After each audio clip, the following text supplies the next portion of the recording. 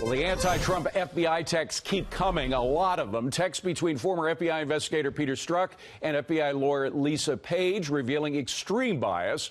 The president tweeting out this morning, in one of the biggest stories in a long time, the FBI now says it is missing 5 months' worth of lovers' Strzok-Page texts, perhaps 50,000, and all in prime time. Wow. Joining me now is Congressman John Ratcliffe, member of both the Homeland Security and Judiciary Committees. Congressman, let's first go to something that Sarah Sanders just raised, this, or at least was questioned about, this reference to a secret society. Do you know anything about that? I do, David. It's good to be with you. So, Congressman Gowdy and I spent several hours going over the newest batch of text messages between Lisa Page and Peter Strzok. And I can tell you that there's a reference to a secret society, and that reference comes in the immediate aftermath of Donald Trump's election as president. So it was, but was it a reference to a group of people in the FBI that were working hard to reverse what voters just decided, that Donald Trump be president? Well, again, secret society is not my term. That's the term that I know. I'm asking you to read their used. minds, which is unfair. But if you could extrapolate based on what other texts you have read.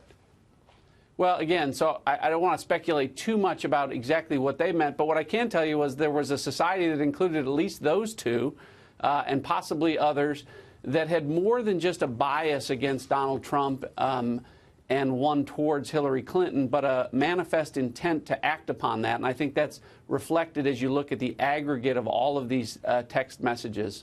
Is there anything that you have seen that would qualify as illegal behavior?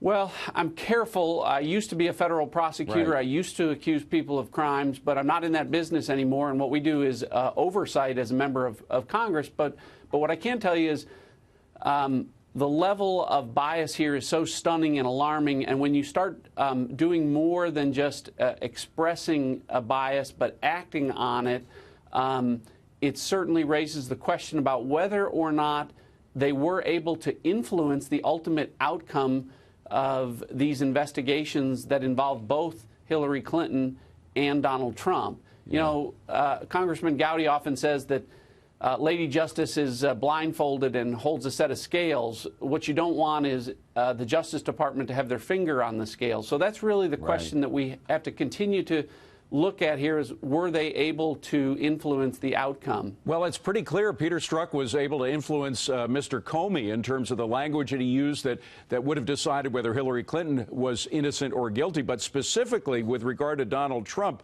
the question of whether Andrew McCabe, who's the assistant FBI director, was a part of this group, if you will, the secret society that was trying to undo the election of President Trump. Should Andrew McCabe, if indeed it is he that they were referring to, because they were constantly talking about Andy, we saw Andy during this day, during that meeting, if it was Andy McCabe that they were talking about, who was part of this secret society, should Andy McCabe step down as assistant FBI director? Well, again, I don't know whether or not that is the same Andy. There is a reference to Andy as part of the insurance policy or plan.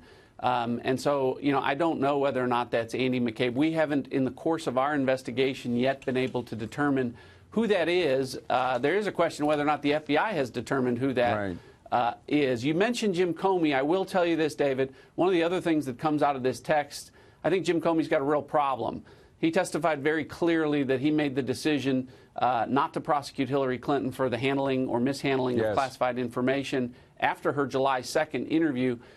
These texts, along with other emails that we've seen and other documents and other testimony, are inconsistent with his sworn testimony under oath. Right. So, you know, he either has to have an opportunity to come back and clarify that or to assert his Fifth Amendment rights. Very interesting stuff. John Ratcliffe, thank you so much for coming in, sir. Appreciate it.